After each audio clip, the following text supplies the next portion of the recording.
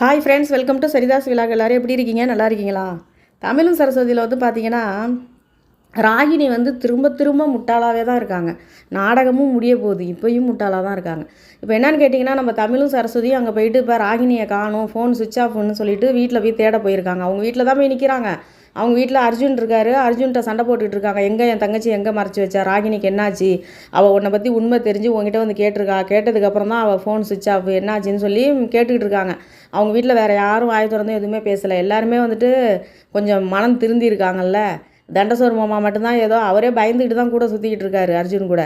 இப்போ அர்ஜுன் வந்துட்டு அதெல்லாம் ஒன்றும் கிடையாது, என் பொண்டாட்டியை பற்றி உங்களுக்கு என்ன கவலை, ஹாஸ்பிட்டலுக்கு போயிருக்கா வருவா அப்படின்னு சொன்னோன்னே, அங்கே போய் பார்த்துட்டு தான் இங்கே வரோம், அங்கே இல்லை அப்படின்னு சொன்னோன்னே, அதெல்லாம் இல்லை வருவா, அவளை பற்றி நீங்கள் ஏன் கவலைப்படுறீங்க, ஏன் என்னாச்சு, அதான் சொத்தை மாற்றி எழுதி கொடுத்தாச்சு முடிஞ்சிருச்சு, ஏன் திரும்ப அவளை ஏதாவது பேசி பிரெயின் வாஷ் பண்ணி சொத்தை வாங்குறதுக்கு பார்க்குறீங்களான்னு சொல்லிட்டு அவர் கேட்டுக்கிட்டு இருக்காரு.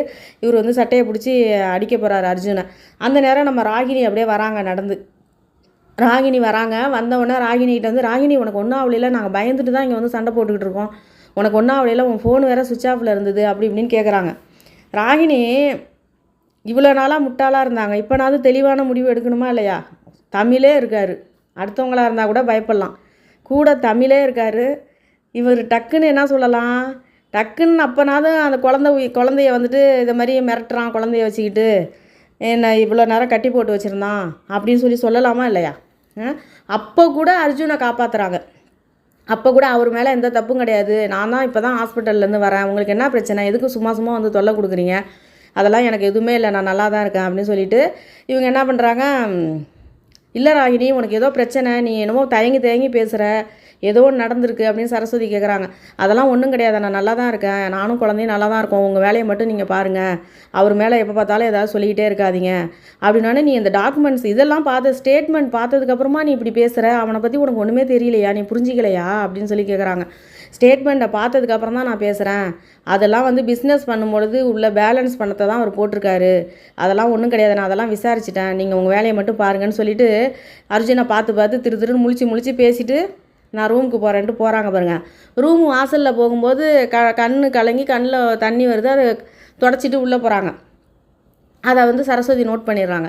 இதோட வந்துட்டு சரஸ்வதி வந்துட்டு சரி வாங்க போகலாம் அப்படின்னு சொல்லிட்டு போயிடுறாங்க. வீட்டில் போனோன்னா அங்கே போனோன்னா என்னாச்சுங்கிறாங்க. கேட்டவுடனே அதெல்லாம் ஒன்றும் இல்லை, ராகினி நல்லா தான் இருக்கா, இப்போ கூட அவன் வந்து அர்ஜுனை காப்பாற்றுறதுக்கு தான் நிற்கிறாளே தவிர ஏதோ தயங்கி ஏதோ பேசுகிறா, அவனை பார்த்து தான் பதில் சொல்லிக்கிட்டு இருந்தா, ஏதோ பயப்படுறா, ஏதோ மிரட்டி வச்சுருக்கிறான் அவன் அப்படின்னு சொன்னோன்னா சரஸ்வதி அங்கே சுற்றி இங்கே சுற்றி கண்டுபிடிச்சிட்டாங்க. அவங்க தான் ஒரு சிஐடி ஆஃபீஸராச்சே. டக்குன்னு சொல்கிறாங்க, குழந்தைய வச்சு தான் அவன் ஏதோ மிரட்டுறான், குழந்தைய பரமம் தான் வச்சுக்கிட்டு இருக்கான், குழந்தைய வந்துட்டு ராகினி கையில் கூட குழந்தை இல்லை, ராகினி ரூம் வாசலில் போகும்போது அழுதுகிட்டே போனான், நான் பார்த்தேன் அப்படின்னோன்னா கோதையம்மாவுக்கும் சும்மாவே கோதையம்மா ராகினிம்பாங்க. இப்போ வந்துட்டு ராகினி வந்துட்டு அழுகுறானோன்னா ரொம்ப பயம் வந்துருச்சு அவங்களுக்கு. அப்போ வந்து பார்த்திங்கன்னா இப்போ வீட்டுக்குள்ளே வந்துட்டு ராகினி வந்து ரூமுக்குள்ளே இருக்காங்க. அர்ஜுன் வந்து ஒரு பிளேட்டில் சாப்பாடு எடுத்துக்கிட்டு வராரு. வந்தவொடனே அர்ஜுன் என் குழந்தைய என்கிட்ட கொடுத்துரு, அவள் பசியால் ரொம்ப அழுதுட்டுருப்பா, நீ குழந்தைய கூட தான் நான் சொத்தை மாற்றி எழுதி கொடுத்துட்டேன்ல, இப்போ கூட எதுக்கு இப்படி நடந்துக்கிற அப்படிங்கிற மாதிரி கேட்குறாங்க. இனிமேல் சாப்பாடு வேணான்னு சொல்லிட்டு வந்தியாமே, ஒழுங்கு மரியாதையாக சாப்பிட்டு படுத்து தூங்கு, குழந்தை வந்து என்கிட்ட தான் இருக்கும், கொடுக்க மாட்டேன், இந்த டாக்குமெண்ட் கையில் வாங்குற வரைக்கும் நான் உன்னை வந்துட்டு இங்கே அடைச்சி தான் வச்சுருப்பேன், குழந்தைய உன் கையில் நான் கொடுக்க மாட்டேன், அதெல்லாம் நான் பார்த்துக்கிறேன், அவள் பசியில் அழுவா, அதெல்லாம் நான் பார்த்துக்கிறேன், உன் வேலையை பாரு, டாக்குமெண்ட் கையில் கிடச்சதுக்கப்புறம் தான் அப்படின்னோடனே, இனி இப்போவே நான் சொத்தெல்லாம் வேறு எதுவுமே நான் பண்ண மாட்டேன், உனக்கு தான் மாற்றி எழுதி கொடுத்துட்டேன்ல, நீ வந்து என்கிட்ட குழந்தைய கொடு, நான் எங்கள் வீட்டுக்கு போயிடுறேன் அப்படின்னு ராகினி கேட்குறாங்க. உடனே அவர் சொல்கிறாரு, அந்த சொத்து டாக்குமெண்ட்ஸ் என் கையில் வந்த உடனே நான் உன்னை விட்டுறேன், நீ எங்கேயாவது போ, அதை பற்றி எனக்கு கவலை கிடையாது அப்படிங்கிறாரு. இதோட வந்துட்டு கதவை மூடி வச்சுட்டு வெளியில் போயிடுறாரு. இப்போ அந்த கம்பெனியில் வேலை பார்க்குற செல்வன்னு ஒருத்தர் இருக்கார் பாருங்க, எப்போ பார்த்தாலும் எடுபடி போட்டு கொடுக்குறது, திட்டம் போடுறது எல்லாத்துலேயும் கூட இருப்பார் அவங்க அர்ஜுன் கம்பெனியில். அந்த செல்வத்தை வர வைக்கிறாரு. செல்வத்தை வர வச்சு இந்த மாதிரி வந்துட்டு, நான் ரிஜிஸ்டர் ஆஃபீஸ் போகிறேன் டாக்குமெண்ட்ஸை வாங்குறதுக்கு, ராகினியை மேலே ரூமில் அடைச்சி வச்சுருக்கேன், குழந்தைய நான் கையோடு தூக்கிட்டு தான் போகிறேன், வீட்டுக்குள்ளே எங்கள் அம்மாவும் எங்கள் அக்காவும் இப்போ எனக்கு ஆப்போசிட்டாக இருக்காங்க, அவங்க ஏதாவது ஒன்று பிளான் பண்ணுவாங்க, இந்தா கத்தியை வச்சுக்கோ, அவங்க யாராவது இந்த வீட்டை விட்டு தாண்டி போகணுன்னு நினச்சாங்கன்னா ஒன்றுமே யோசிக்காத, போட்டு தள்ளிடு அப்படின்னோடனே, என்ன சார் இப்படி சொல்கிறீங்க, உங்கள் அம்மா உங்கள் அக்கா உங்கள் ஒய்ஃபு நான் என்ன பண்ண, அதெல்லாம் நான் தான் சொல்கிறேன்ல, எது நடந்தாலும் நான் பார்த்துக்கிறேன், உனக்கு மேனேஜர் போஸ்ட்டு போட்டு கொடுக்குறேன், அதனால் வந்துட்டு யார் வெளியில் போகணுன்னு ட்ரை பண்ணாலும் உடனே அந்த கத்தியால் குத்திடுன்னு சொல்லிட்டு கத்தியை ஒன்றத்தை கொடுக்குறாரு. அவரும் வாங்கிக்கிட்டு சரி நான் பார்த்துக்குறேன் அப்படிங்கிறாரு. இந்த பக்கம் என்ன பிளான் போடுறாங்கன்னா, நம்ம தமிழ் வீட்டில் கண்டிப்பாக வந்து குழந்தைய காட்டி தான் அவன் மிரட்டுறான், நல்லா தெரியுது. ராகினி அதுக்கு பயந்துக்கிட்டு தான் ஏதோ பேசிகிட்டு இருக்கா. கண்டிப்பாக நாளைக்கு அவன் டாக்குமெண்ட்ஸ் வாங்குறதுக்கு ரிஜிஸ்டர் ஆஃபீஸ் போவான். நானும் சரஸ்வதியும் அங்கே போய் அவனை டாக்குமெண்ட் வாங்க முடியாத அளவுக்கு நாங்கள் ஏதாவது பண்ணுறோம். இந்த பக்கம் நீங்கள் அதுக்குள்ளே வந்துட்டு அவன் இல்லாத நேரமாக பார்த்து ராகினி வீட்டுக்குள்ளே போயிட்டு ராகினியையும் ராகினி குழந்தையும் காப்பாற்றுங்க அப்படின்னு கார்த்திகிட்டையும் நமச்சிக்கிட்டையும் சொல்லிவிட்டு இவங்க பிளான் போடுறாங்க. இப்போ வந்து பார்த்திங்கன்னா அர்ஜுன் வந்து கிளம்புறாரு. கிளம்பும் பொழுது அர்ஜுனோட அம்மா வந்து எவ்வளோதோ சொல்லி பார்க்குறாங்க, கேட்குற மாதிரி இல்லை. குழந்தைய கொடு, குழந்தைய எதுக்கு ராகினியும் அடைச்சி வச்சுருக்க, குழந்தையாவது எங்கள் கையில் கொடுனா, குழந்தையெல்லாம் நான் உங்கள் கையில் கொடுக்க மாட்டேன் அப்படின்ட்டு பரமன் தான் குழந்தைய வச்சுட்டு நிற்கிறாரு. இப்போ வந்து சரி வா நீ சாப்பிட்டாவது போ அப்படின்னு சொல்லி அவங்க அம்மா கூப்பிட்றாங்க. அதெல்லாம் எனக்கு ஒன்றும் வேணாம் அப்படிங்கிறாரு. டேய் நீ என்ன வேணாலும் செய், உன்னோட இஷ்டத்துக்கு எதாவது செஞ்சுட்டு போனா அதில் குறுக்க வரல, நீ சாப்பிட்டுட்டு போ, சாப்பிடாமே எதுக்குடா இருக்க, நீ வா சாப்பிட்டு போ அப்படின்னோடனே சரி நம்பிடுறாரு. போய் உட்காந்து சாப்பிட்றாரு. சாப்பிடும்போது நானே உனக்கு ஊட்டி விட்றேன்னு சொல்லிட்டு அர்ஜுனோட அம்மா சாப்பாடு ஊட்டி விட்றாங்க. ஒரு படத்தோட கடைசி கிளைமேக்ஸ் இது. படம் அவள் வருவாளான்னு ஒரு படம். அந்த படத்தில் அப்படி தான் கடைசியாக வந்துட்டு அஜித் படம் அது. அந்த படத்தில் வந்துட்டு சுஜாதா வந்து என்ன பண்ணுவாங்க, அப்படி தான் அவங்க புள்ள வந்துட்டு என்ன சொன்னாலும் அடங்காமல் இருப்பார். அதுக்காக வேண்டி கடைசியாக வந்துட்டு சாப்பாட்டில் விஷத்தை கலந்து கொடுப்பாங்க. நல்ல மாதிரி பாயசத்தில் விஷத்தை கலந்து ஊட்டி விடுவாங்க, பால் பாயசத்தில். அதே போல் தான் இப்போ அர்ஜுனுக்கு இட்லி வச்சுட்டு சாம்பாரில் மருந்தை கலந்து வச்சுருக்காங்க, விஷத்தை இப்போ ஊட்டி விட்றாங்க. அர்ஜுன் ஃபோனை பார்த்துக்கிட்டே சாப்பிட்டுட்டார். 2 இட்லி வைக்கிறாங்க, சாம்பாரில் கலந்துருக்காங்க, சாப்பிட்டார். சாப்பிட்ட உடனே இவங்க அழுதுகிட்டே ஊட்டி விட்றாங்க. 1000 தான் இருந்தாலும் 1000 தப்பு பண்ணாலும் அவங்க பிள்ளை தானே, அது எல்லாருக்கும் உள்ளது தானே. அவங்க ஊட்டி விட்றாங்க. அதோட மறுபடியும் இவர் கிளம்பிடுறாரு. இப்போ வந்துட்டு மேலே போயிட்டு அந்த செல்வத்துக்கிட்ட வந்து ராகினி ரூம் வாசல்லே உட்கார வச்சுருக்காரு. உஷாராக பார்த்துக்க, யாரும் இந்த வீட்டை விட்டு வெளியில் போகக்கூடாது அப்படின்னோடனே சரி நான் பார்த்துக்குறேன் சார் அப்படின்னு. அப்போவே அவர் யோசிக்கிறார். அவர் எம்மா பெரிய ஆள், ஐயோ அர்ஜுன் ஏதோ ஒன்று தப்பாக இருக்கு அப்படின்னு சொல்லிட்டு என்ன பண்ணுறாரு, பரமனையும் நீனும் வா குழந்தைய தூக்கிட்டு என் கூடவே வான்னு சொல்லிட்டு கூப்பிட்டு கிளம்புறாரு. காரில் போய்கிட்டே இருக்காங்க. போகிற வழியில் அவருக்கு போகிற வழியிலே மயக்கமாகிடுச்சு. அவருக்கு ஒரு மாதிரி மயக்கம் வருது, என்னன்னு தெரில, ஒரு மாதிரி தலையை சுற்றுது அப்படின்ட்டு காரை இப்படியும் அப்படியும் ஓட்டுறாரு. பரமன் வந்து குழந்தைய வச்சுட்டு பின்னாடி உட்காந்துருக்காரு, பயப்படுறாரு. மாப்பிள்ளை நான் வேணால் காரை ஓட்டுறேன், நீ வந்து பின்னாடி உட்காருவா அப்படின்னோடனே இல்லை அந்த வந்துருச்சுல அதான் ஆஃபீஸு, இன்னும் கொஞ்சம் தூரம் தான் நானே ஓட்டுறேன்னு ஓட்டுறாரு. ஆனால் அவருக்கு தலையை சுற்றுற மாதிரி இருக்குது அர்ஜுனுக்கு. இந்த பக்கம் என்னன்னாக்கா அர்ஜுன் சொல்லிவிட்டு இவங்க அழுதுட்டுருக்காங்க, அர்ஜுனோட அம்மா. உடனே அவங்க அக்கா ஒடியாந்து வந்து என்னம்மா ஆச்சு, ஏம்மா அழுவுற, அவன் தான் சொன்னதே கேட்க மாட்டான், நம்ம என்னம்மா பண்ண முடியும், தம்பி கையில் இப்போ சொத்து மாறினதுக்கப்புறம் அவன் திருந்திடுவாம்மா, அதுக்கப்புறம் அவன் பழைய மாதிரி ஆகிடுவான், நீ கவலைப்படாத அப்படின்னோன்னா அதெல்லாம் அவன் மாற மாட்டான். அவன் வந்துட்டு நான் வந்து அவனை எவ்வளோதோ பேசி பார்த்தேன், அவன் கேட்குற மாதிரி இல்லை. அவன் வந்துட்டு சொத்துக்காக வேண்டி நான் அவன் கூட அம்மாவையும் பார்க்க மாட்டான், அக்காவையும் பார்க்க மாட்டான், குழந்தைன்னு கூட பார்க்க மாட்டான், கொன்னுடுவேங்கிறான்.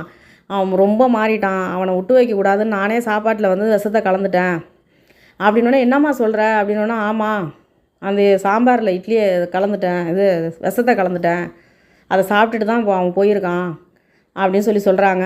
இப்போ வந்து வீட்டில் அபியையும் வரட்டி விட்டாங்க. அபியை நீ போ, இங்கேருந்து ஸ்பை வேலை தானே பார்த்துட்ருக்க, நீ கிளம்பு, இங்கே இருக்கக்கூடாது. அபி வந்து மேலே வந்துட்டு ராகினி ரூமில் பூட்டி கிடந்தவொடனே நான் போய் பார்க்குறேன், ராகினி ஏன் கீழேயே வரமாட்டா, ரூமுக்குள்ளேயே இருக்காருன்னா அவளுக்கு உடம்பு சரியில்லை, அதெல்லாம் நான் பார்த்துக்கிறேன், நீ கிளம்பு முதல்ல அப்படின்னோடனே நான் ஏன் போகணும், நான் ராகினியை விட்டு போக மாட்டேன் அப்படிங்கிறாங்க அபி. அதெல்லாம் கிடையாது, நீ கிளம்பு, இது என்னோடய வீடு, இங்கே யார் இருக்கணும்னு நான் தான் முடிவு பண்ணணும், நீ முதல்ல கிளம்பணுன்னா அபி வந்துடுறாங்க. அங்கே வீட்டுக்கு போயிட்டு அவங்க சொல்கிறாங்க ராகினி வந்து ரூமுக்குள்ளேயே இருக்கா, இவனா சாத்தி வச்சுருக்கானா என்னென்னு தெரில, குழந்தைய வந்துட்டு அந்த பரமன் தான் கையில் வச்சுருக்கான், குழந்தைய கூட யார் கையிலையும் கொடுக்க மாட்டுறாங்க, ராகினியை வந்துட்டு வெளியிலே வரல, ரூமுக்குள்ளேயே பூட்டி வச்சுருக்கானா என்னென்னு தெரில, என்னை போக சொல்லி விரட்டி விட்டான், நான் வந்துட்டேன் அப்படின்னு அபி சொல்கிறாங்க. இதோட முடிச்சிருக்காங்க தமிழும் சரஸ்வதியும். அவர் வந்துட்டு போகிற வழியில் ஏதாவது ஹாஸ்பிட்டலுக்கு போனாலும் போயிடுவார்.